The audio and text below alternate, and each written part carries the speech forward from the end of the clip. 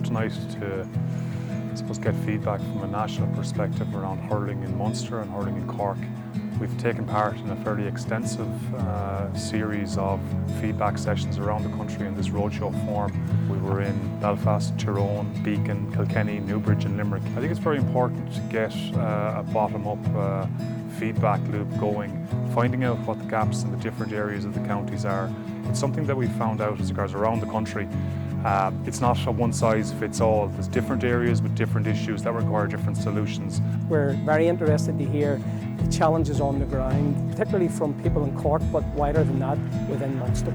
Provincially, there are different challenges throughout the country, but part of our remit was to establish hurling clubs, new hurling clubs in non-traditional, not very strong areas, and to date we have established within our first year 45 new clubs.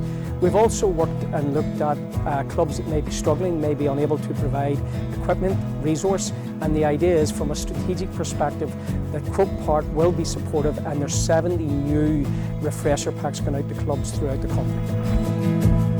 The biggest obstacle to the development of hurling in many of our counties is Gaelic football and the culture around Gaelic football, and the fear that some clubs have that if you start developing hurling in your club that it may impact on your ability to win and to be competitive at Gaelic football. The sport has huge profile in Munster, which is great to see, but nonetheless there are challenges that face us in Munster as they do all over the country, and one challenge that I feel exists for hurling is in the area of coach education, because it is a technical game to coach.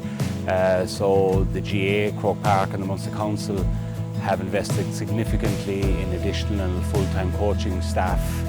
We now have one full-time GDC, as we call them, our full-time coach per 10 clubs in the province.